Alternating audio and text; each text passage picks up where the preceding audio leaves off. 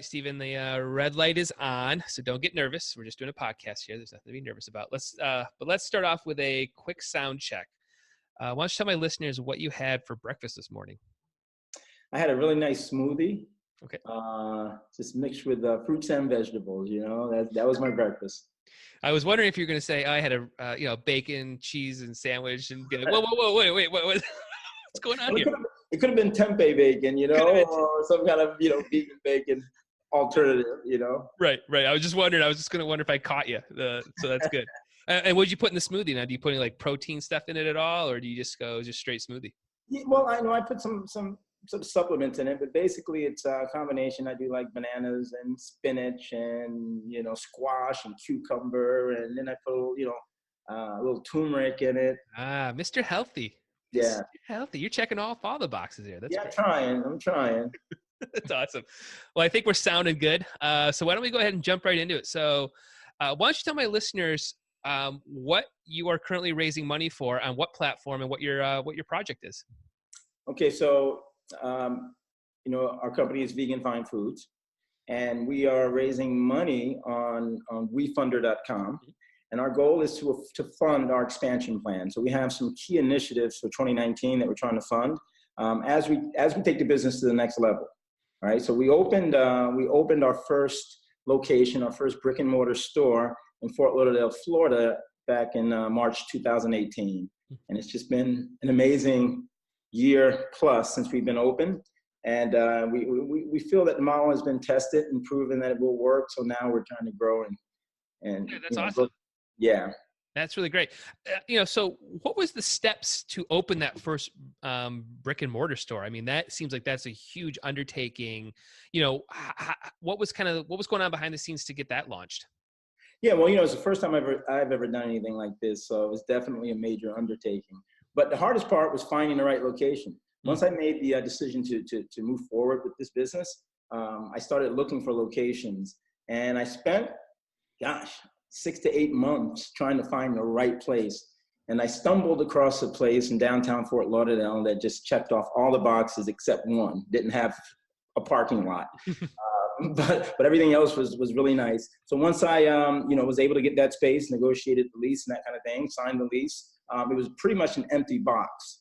So I had to hire an architect, contractor. I had the vision of what I wanted it to look like, and worked with a really good architect, and we put it all together. And the build out took about 8 months. Wow. Before we actually That's a long time.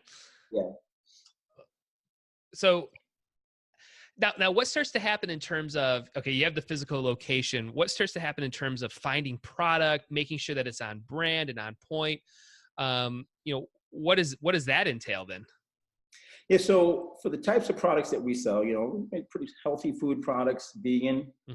There are a few major distributors in the United States that specialize in those types of products. And I knew about them. I had contacted them prior to opening the store. So I had some time to really get up to speed with how they work, the products that they carry. They don't carry exactly the same products to tune. And I also wanted to have a nice balance between sort of national brands and local brands. So it was just a process of figuring that out, but it wasn't really that difficult because I knew the products. I've been a vegan for over 20 years, so I was familiar with what I wanted to have, the products I wanted to bring into the store. Wow. What was the decision behind going vegan 20 years ago? I had just finished graduate school, and I was really, the years I was in graduate school, I guess my diet consisted of McDonald's, Burger King, and Dunkin' Donuts. Wendy's fries, Wendy's in the Frosty. That's great. Exactly.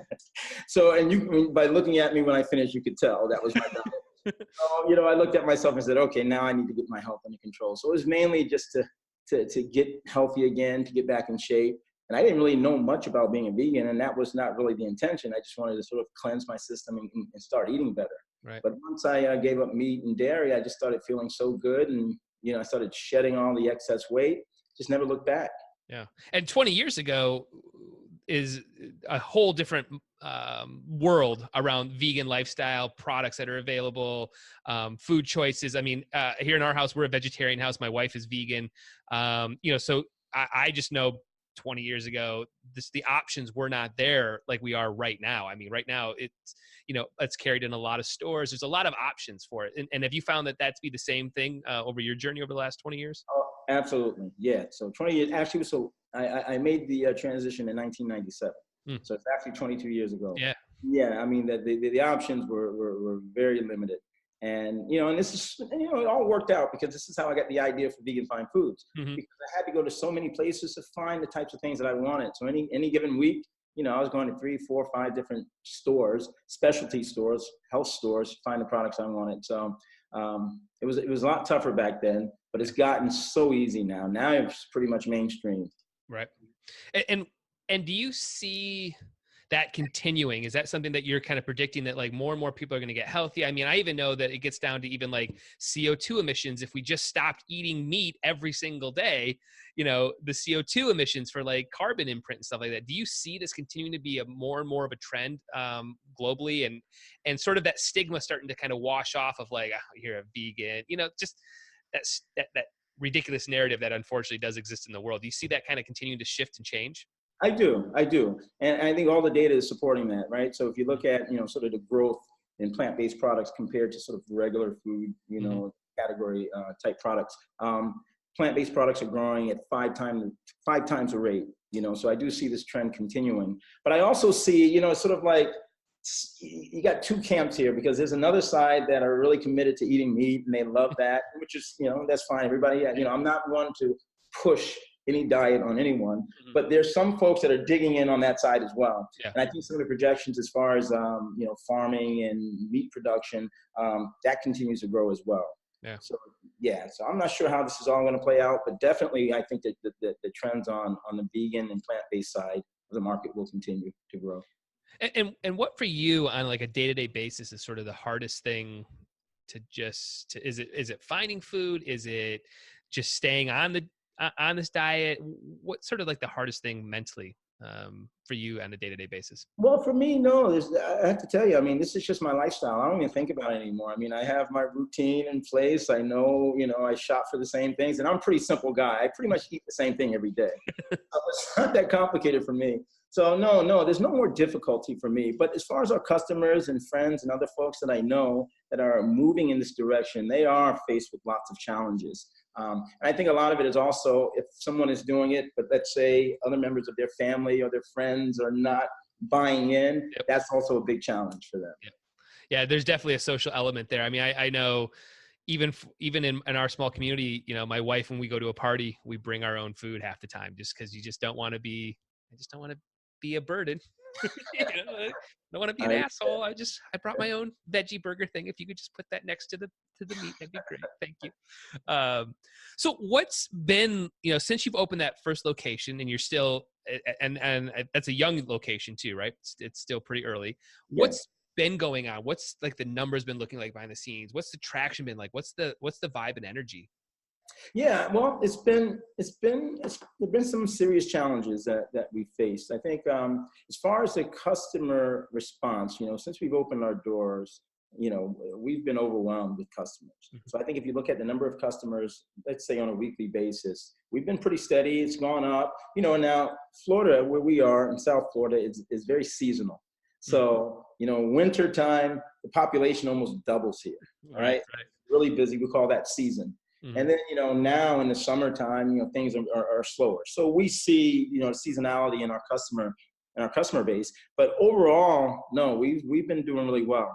But behind the scenes, of course, there are the challenges that all retailers are facing, because retail is tough and the margins are tight.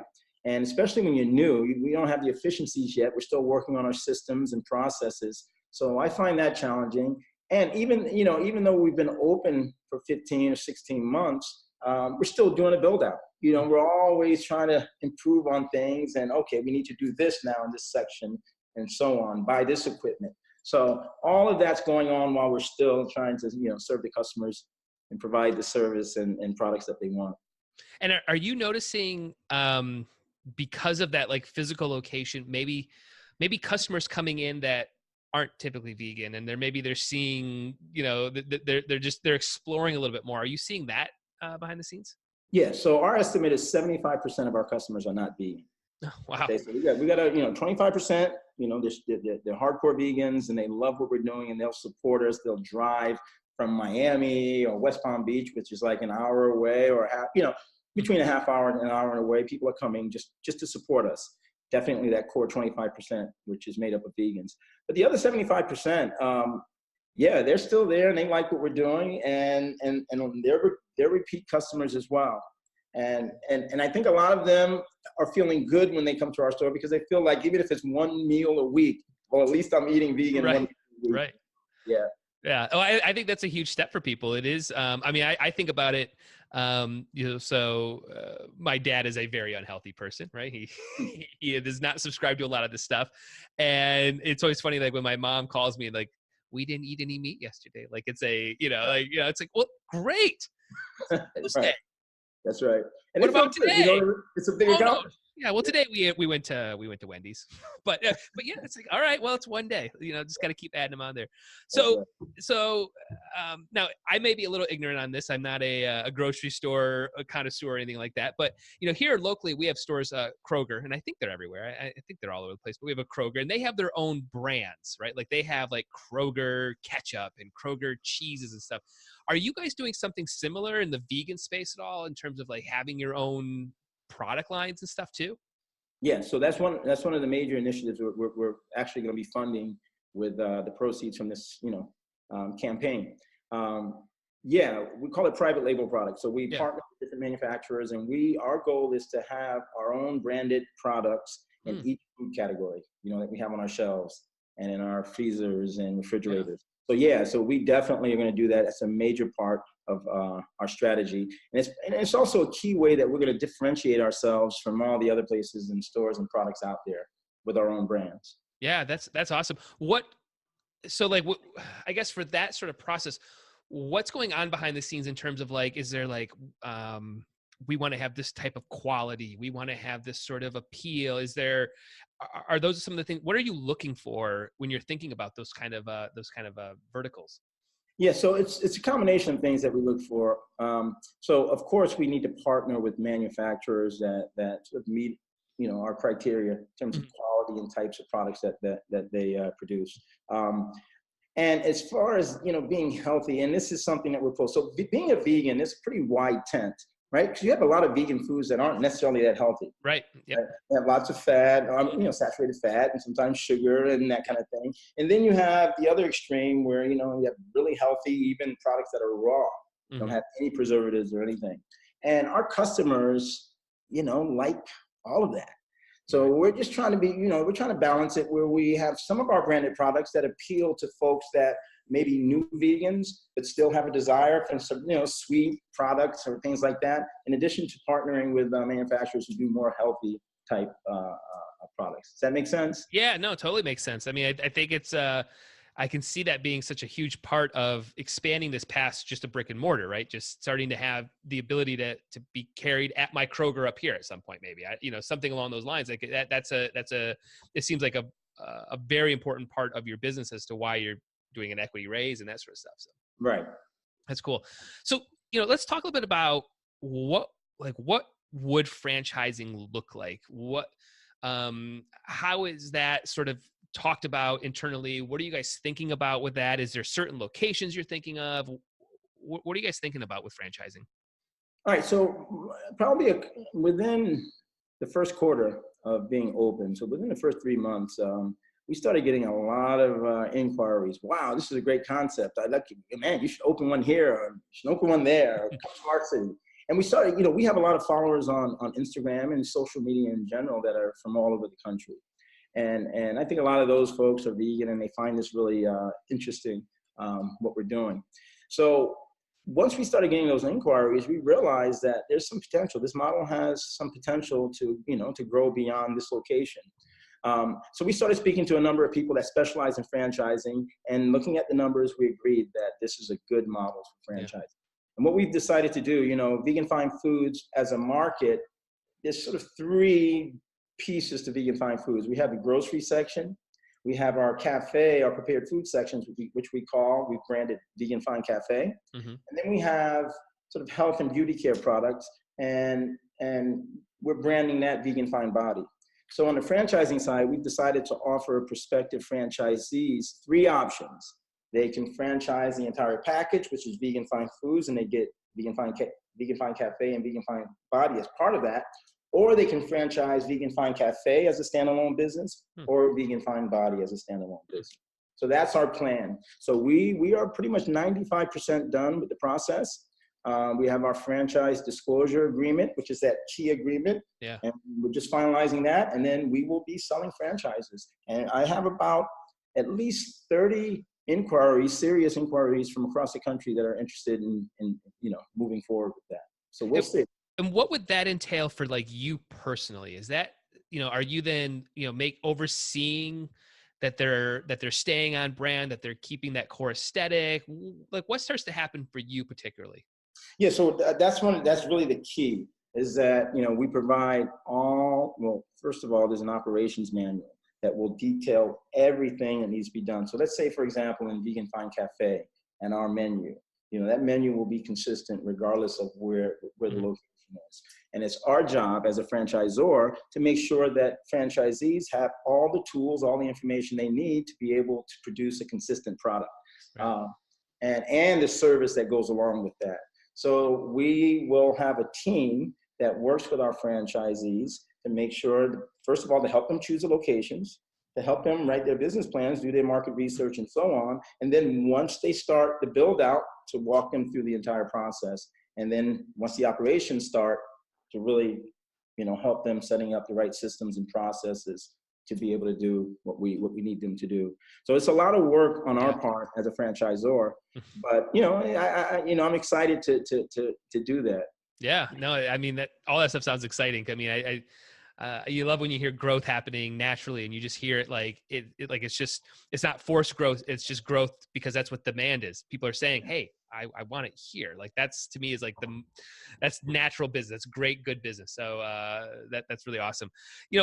Are there sort of, I got to imagine that, what you're doing, there are models to follow. Is there like, is it, I'm following the Whole Foods model at first, or I'm following Trader Joe's model to some degree? Is there something that's sort of like your guidepost that you're like, we want to be somewhere between this type of store? Is there anything like that? Yeah, so of course, Whole Foods was very influential in our current model in terms of how we built the store, with our grocery section and our prepared food section and our body section, because, Whole Foods is called Whole Body, right. Ours is Vegan Fine Body. So yeah, definitely they've been very influential in what we're doing. Now, Trader Joe's as well, both Whole Foods and Trader Joe's, they have their private label brands, right? At Whole Foods, it's 365, and Trader Joe's, and every product category, they have their brands. So that's also been very influential. We're following that model as well. I think where we differ is the fact that we're going to grow via franchising, and they do franchise. So all of their locations are company owned. Ours are going to be primarily franchises. However, we will consider opening additional company owned stores in select markets. So we, I predict that, in terms of our growth of locations, probably 95% will be through franchising and 5% will be company owned stores. What's intriguing, and this just kind of my thought on this is, because vegan is such a personal thing for a lot of people. It makes up my wife's identity a lot, right? Like it's so I can see how franchising would be a really strong thing here, because you'd want that person behind the scenes to really own this idea and have it be a part of their life. Like you're describing, like, I don't even think about it. It's been 20 years, where I can see that being different with like a Trader Joe's or a Whole Foods. Like it's a grocery store, but you have a very niche audience that is, probably has a much higher identity factor inside of that niche, if that makes sense. Absolutely. And I think that's a huge thing for us, a huge way that we're different from your typical grocery store or franchise. The fact that, this vegan is more of a movement now. It's an identity, it's a lifestyle. And for folks who are really into it and really believe in this, plant-based, and people do it for different reasons. Sometimes it's for health. Sometimes, people really care about animals and don't really want to see this farming and factory farming and that type of thing. So whatever their reason is, people really identify with the fact that, they're vegan or they're vegetarian and so on. So that's why we think franchising is really, really a good way for us to grow, because these folks, it gives them an opportunity to do their part and also bring these types of products to their own community, Yeah. while at the same time running their own business. And I know a lot of these folks don't want to go into a Whole Foods. Even though Whole Foods has really good products, they don't want to be in a place where meat is being sold, Yep. or fish or anything like that. Right. I think that is something that really differentiates us, and it's more than just a business model, it's part of a movement. Yeah, no, that's awesome. That's awesome.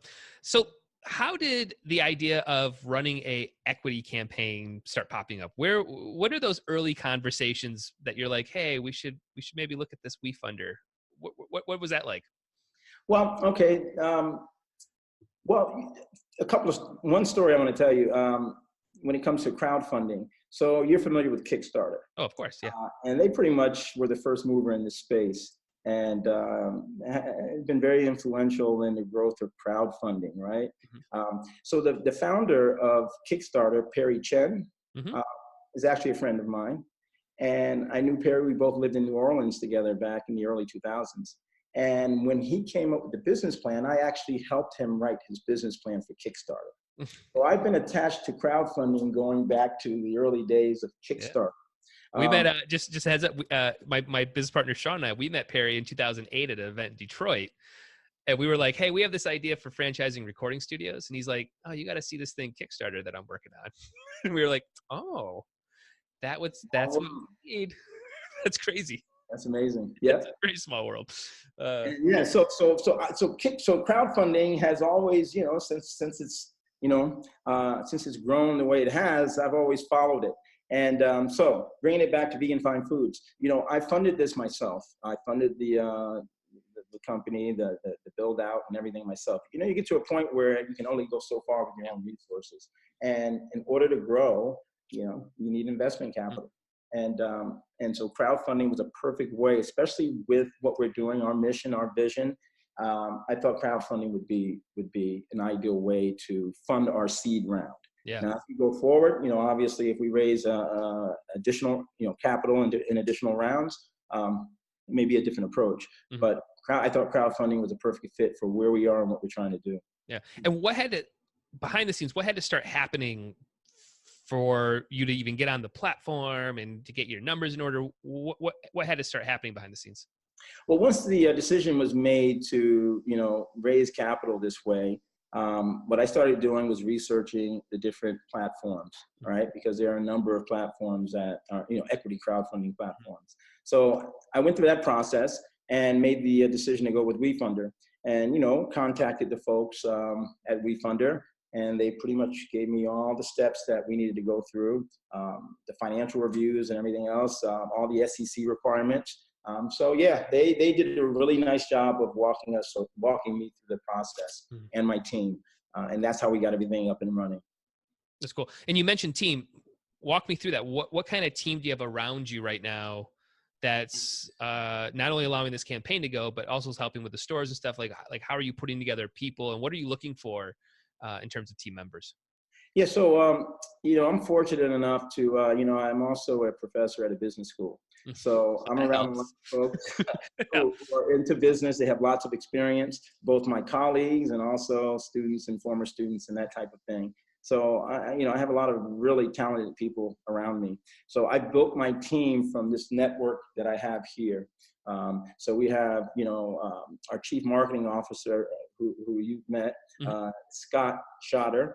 And Scott, he's not affiliated with the university, but he came on board once, he sort of handled our marketing, and he's, handles all our marketing at Vegan Fine Foods. So he's a key member of our team. And then our chief financial officer is one of my colleagues.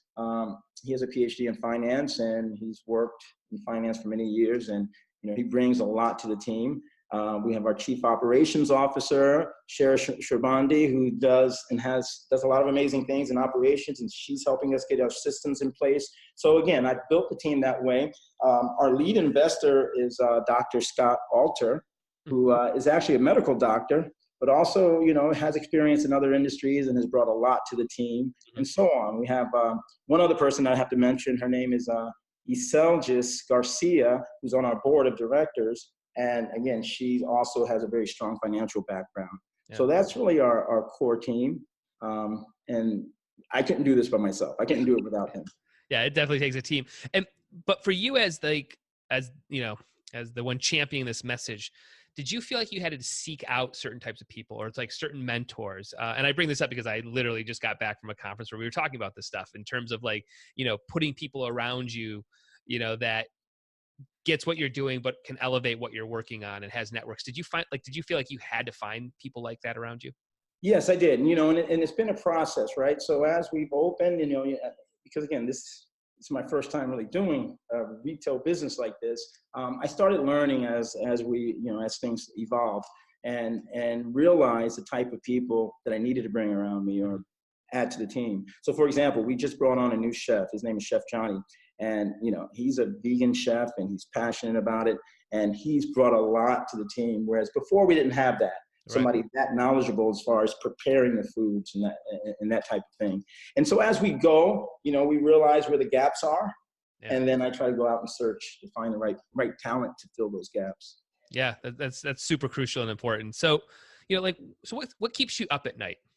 What's the thing that you're like, nah, I gotta fix this? What's one thing? Yeah, that's a good question. There's a lot of things these days that keep me up. I think, I think something that's surprised me, maintaining a strong team, like the employees, right? Making sure that, because in food service, I've learned in this business, there's high turnover. Yeah. And in South Florida, we have a lot of sort of folks that come and go. So, we see that in terms of employees. So that is something we have to pay extra attention to, just making sure we are constantly, so we always are looking for folks, right? Mhm. We always have an ad up looking for folks because of the turnover. But I think we do have a good core team. But I think that's something that concerns us and we have to stay on top of. And of course, again, as I mentioned, retail these days is tough, and especially in the slow periods, because it's so cyclical. Right. And, and it's in the slow periods, you just got to make sure that we're generating enough revenue to be able to cover our costs. Mhm. So that keeps me up at night as well. So those are probably the main thing. Those are two big ones. Yeah. Those aren't two easy things to just fix, and I'm sure too, I would imagine that, with staff, at this point, I mean, they're also brand ambassadors. They are your front door to your products, your world, what you're building. I'm assuming that you're going to want them to be very knowledgeable, very passionate, really believe in this stuff, and it's not just somebody right off the street. I would assume, right? Like, is that probably a fair statement? Yeah, it's a very fair statement. And, and so far, I mean, our staff is not all vegan, Mhm. but I would say majority vegan. And, they want to work for us. They want to be part of Vegan Fine Foods, and they're passionate about, what they're doing Yeah. because, yeah. So that's been really helpful. And you're right. They have been brand ambassadors. And as a result, they provide a higher level of customer service. And, as they're talking about the products or recommending things to customers, you can see that it's genuine and sincere, and they really want to help. Yeah. So, yeah, that's been really important for us. That's cool.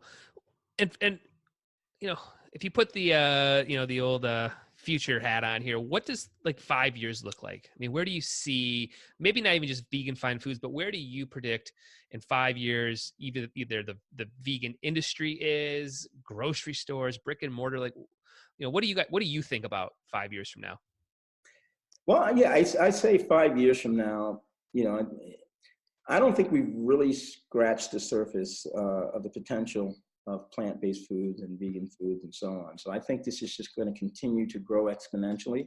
It's going to continue to be more mainstream. I think with this younger generation, and I think they're really going to be the key, because a lot of these young folks, just based on the information available online, that kind of thing, they understand a lot of the issues and a lot of these things that we didn't understand about the food supply and about Yeah. farming and how animals are Right. raised and so on. So I do think as these younger folks continue to become consumers, these products are going to be in high demand.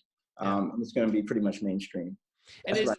is there any sort of thing that would not allow plant-based food to continue to soar? Is there any like, danger zone out there somehow that you can predict or see? Well, I still think you have some, when you look at let's say the dairy industry, and the dairy industry is definitely struggling now, right? Mhm. Because milk alternatives have exploded. And if you look at, sort of traditional, We're drinking pea milk over here at the Wenzel house. right? And there's so many, and there's so many options and new One, I stuff. don't know. That's what we have right now in the fridge. So Yeah. But I do think, these traditional companies and industries are very formidable. And they're not just going to just give up their market and right, say, okay, it's over, we're just going to, it's a vegan world now. right. No, I think they're going to, again, fight very hard for their customers and continue to push their products. And they're still selling a lot. So whether you're talking about the fast food industry, the Burger Kings or McDonald's, I think they'll offer more and more vegan options, but they're still selling lots of burgers. Right. And you go into your traditional grocery stores, as you continue to see consolidation in that industry, I do think they'll continue to push the products that they've always sold. I mean, they'll adjust to customer demand, but I don't think 5 years from now, as I said, I think there's still going to be stores selling meats and other animal products. But I do think the percentage of the food industry that is plant-based will continue to grow very quickly. What are the general stats in terms of like the vegan community? Is there like numbers that you can quote and be like, we if we went from a 15% market share to 25% market share? I mean, is there stuff that you guys think about numbers wise like that? Yeah, well, like I said, I mean, the most recent number I saw, which was just like 2 days ago, is that plant-based food products are growing 5 times the rate of traditional food products, right? So in terms of how that looks 5 years from now, in terms of market share for those products, I don't know those numbers off the top of my head. But yeah, so that I don't want to just throw numbers out there that I'm not sure about. I'm sure that's growing. I mean, you can feel it. You can just feel it and see it when you walk into a store. I mean, it's completely different than even a year ago to some degree. Yes. And again, I'll make fun of myself. I'm drinking pea protein milks right now. That wasn't it might have been an option a year ago, but it certainly wasn't at our local Fresh Time it would just, we didn't have it. But now we're buying 2 bottles a week. So. But I will tell you that, I mean, there's so many things going on now, and there's so many sort of really innovative companies out here that are doing and, working on meatless products. And if you see what's happening with the Beyond Meat company and the Impossible Burger, I mean, it's just really exploding. And so there are even companies now that are growing meat products in the lab. So they're not slaughtering animals. I've so seen some of that too. That's going to be a whole new segment of the industry. And that's going to create some really ethical dilemmas for lots of people, because if it's really meat, but you're not, killing an animal to produce it, would a vegan eat it? Right. Are you a vegan if so there's some real ethical issues that are going to be, continue to be out there that folks are going to have to deal with as this industry evolves. Yeah. I mean, I think this industry is fascinating because it affects all of us. We all need to eat, right? Like it's not going to go away. It's not a hip trendy app that we're not using anymore. Like, oh, I would never use that app anymore. That's right. You gotta eat. So let's wrap up here a little bit. So, I mean, when the campaign ends and, whatever you guys raise comes in, what starts happening? I mean, what's the process? What starts happening with this fund that you're going after? What for you do you need to do? What is your team doing? What does it look like? Yeah. So, the key will be if we hit our target, right? So we don't know how much we're going to raise, but once the campaign is over and we have, now we've already passed our minimum, right? So the minimum for our campaign was $50,000. Great. Currently, I think we're at about, just under 100,000. So we'll see how far we can go, how close we can get to our target. And then once we do that and we wrap up the campaign, then we'll figure out how to allocate those resources among those key growth initiatives that I mentioned. And just to sort of reiterate, again, it's really pursuing the franchising and marketing and promoting our franchising. Second is we want to launch our e-commerce platform, right? And then third is those private label branded products. So we have our priorities, and based on how much we actually raise, will determine, how we allocate. That's awesome. Money. Yeah. Well, Stephen, I appreciate you taking time out of your schedule. I know it's busy right now. You got an active campaign going on, and we're actually all working on it. So we're all checking off to-dos. But I love this brand. I love your product. I love what you're working on. it would be really awesome to have one of your franchise locations here just outside of Detroit. Well, it's on our list, so Here, let man. Aaron know that's the plan. Minimum. I know you have 2 customers coming in all the time, so so that's bare minimum. So if you could do that for us, that'd be great. But I encourage everybody out there, at least go check out the WeFunder page, do some clicking around, follow you guys on social media because I know you got a lot of stuff there. Where else can people kind of find more information if they want to start kind of doing some Googling? Where do people need to go to find you? Okay, so of course they can go right directly to the WeFunder campaign, right? Which is wefunder.com/vegan fine foods. They can also go to our Instagram, which is just at vegan fine foods, and our Facebook page, and then of course our website. So our website is veganfinefoods.com. So those are the places where we're putting out all the information that we have. And cool. And if anybody has any questions, do you mind if they reach out to you? Should they reach out? How yeah, I don't mind. I actually encourage people to reach out to me. I'll be happy to take calls or emails and answer any question I can. Should I give my contact information out? By all means.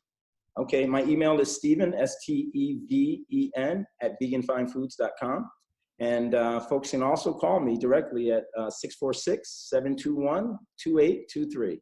Awesome.